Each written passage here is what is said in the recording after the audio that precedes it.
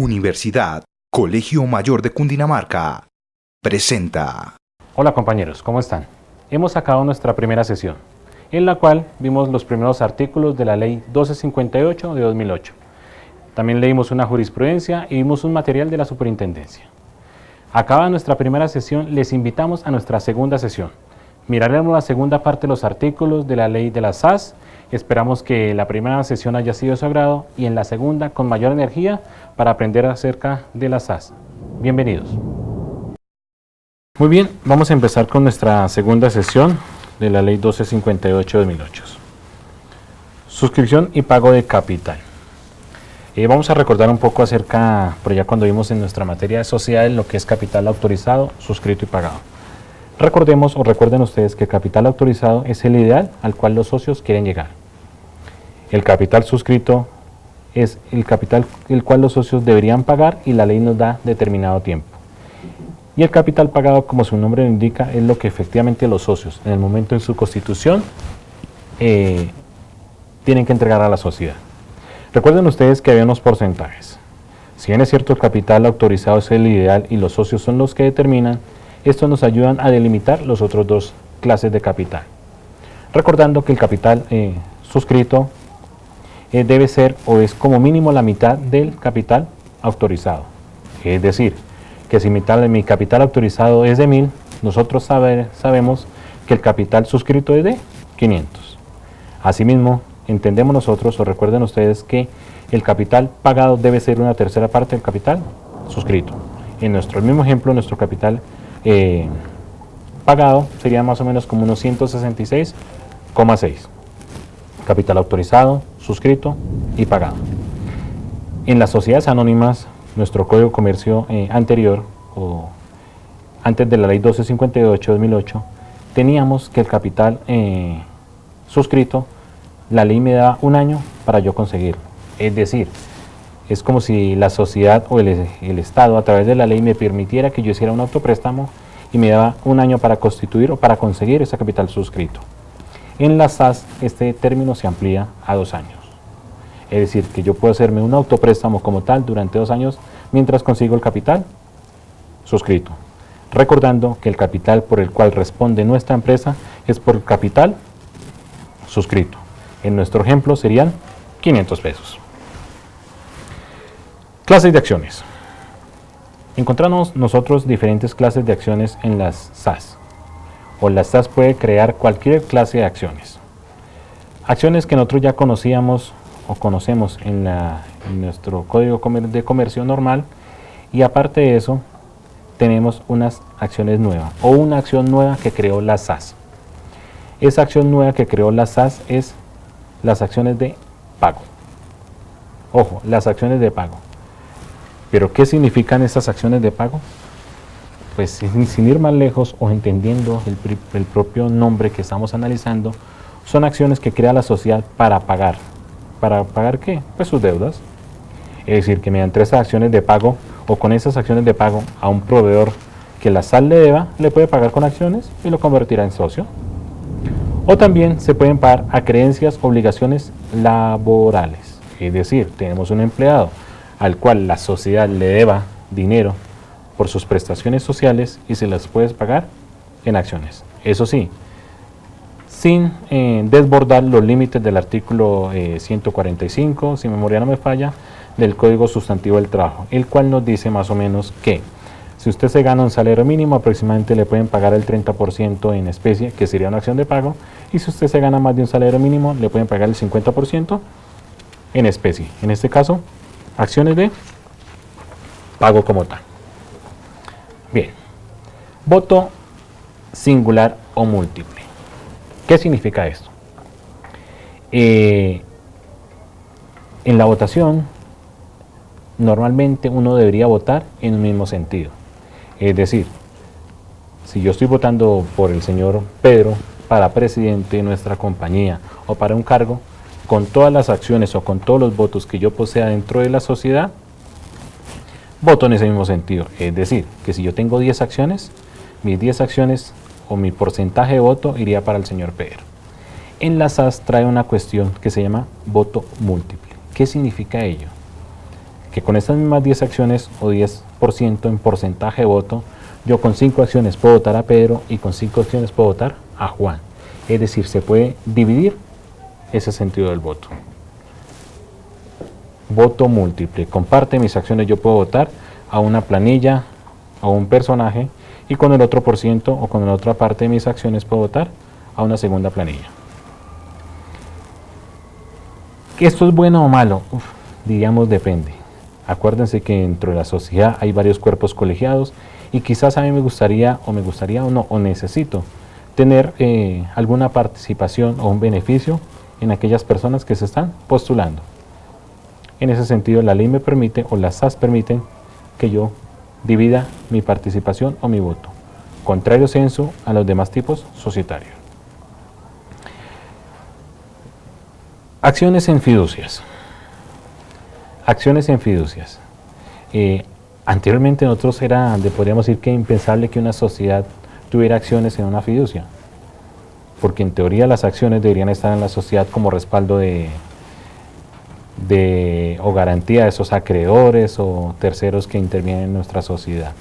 Sin embargo, la ley SAS permite de manera expresa en su artículo 12 que la sociedad pueda poner acciones en una fiducia. ¿Para qué? Obviamente para que ellos produzcan sus intereses o unos beneficios, unos réditos para nuestra sociedad. Siguiente asunto. Restricción en la negociabilidad de las acciones. Aquí tenemos que traer a colación por allá en nuestro artículo 38 de la Constitución.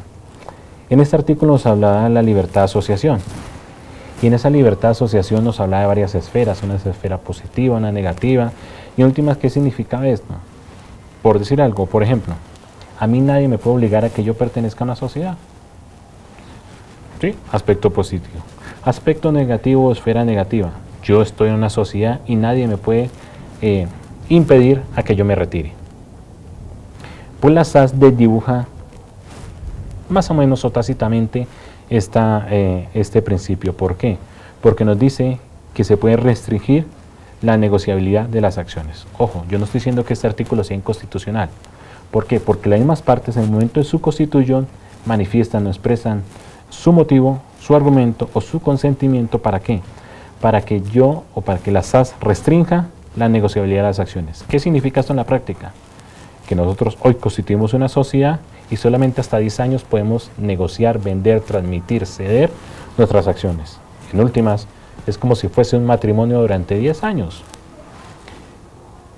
Desde luego, y la clave importante es que los socios están prestando su consentimiento.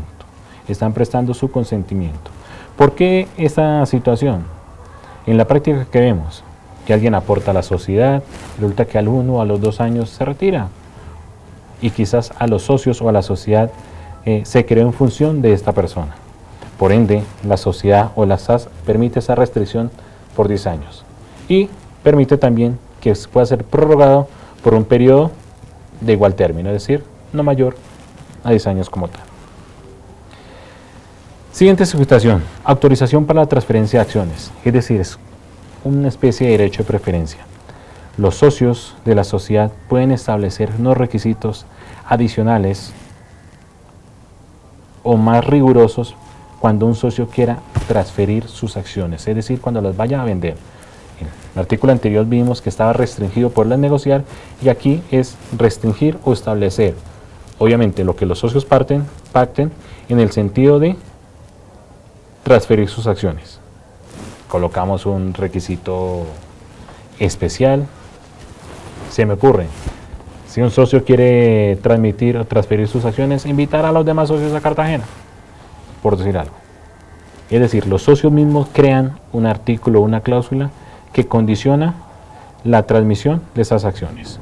Por ende, el artículo que sigue dice que si se viola esa cláusula, es decir, que un socio transmite sus acciones sin habernos invitado a Cartagena, esa transmisión de acciones o enajenación de acciones será ineficaz. Y como ustedes saben, la palabra ineficaz o en derecho significa que no produce ningún resultado, ninguna consecuencia jurídica, porque se entenderá que es de pleno derecho, es decir, no produce efectos jurídicos esa transmisión de acciones siempre y cuando se haga violando nuestra cláusula establecida. Artículo 16. Último artículo en nuestra segunda sesión. Cambio de control en la sociedad accionista. Para ello tenemos que irnos por ahí al artículo 100, si no estoy mal, del Código de Comercio, en el cual nos establece, y a nuestro artículo primero de nuestra SAS, que una SAS puede estar conformada por personas naturales o jurídicas. Si no lo dije, lo repito, en nuestro artículo primero, cuando hablamos de la conformación de la SAS, dijimos que podría ser con un solo accionista, ¿cierto? Y también puede estar conformado por personas naturales o jurídicas. Es decir, que una persona jurídica o varias personas jurídicas pueden ser los socios de la SAS. ¿Qué nos dice el artículo 16? Cuando hay un cambio de control de accionistas en ese socio que conformó la SAS, debe informar a sus consocios. De no hacerlos, perderá un 20% de sus aportes y podrá ser excluido de la sociedad. Un ejemplo para hacernos entender. Hay una sociedad que está conformada por Juan, por Pedro y por la compañía X. Es decir, tenemos una SAS que está conformada por Juan, por Pedro y por la compañía X. Y supongamos que esa compañía X, su dueño es Mateo. Y conforman la SAS, no hay ningún inconveniente. Ahora, pero supongamos que Juan y Pedro no pueden ver a Luis. Y Mateo le vende su sociedad a Luis. ¿Qué significaría esto? Que ahora Luis va a ser socio de Juan y Pedro a través de la sociedad X. En ese sentido, la ley ha establecido que cuando haya o se ocasione este cambio societario en uno de los socios, este deberá informar a sus consocios, es decir, nuestra empresa o compañía X deberá informar a Juan y a Pedro que un cambio en la dirección o un cambio en los propietarios de su compañía, para que ellos decidan continuar o no continuar con la compañía X.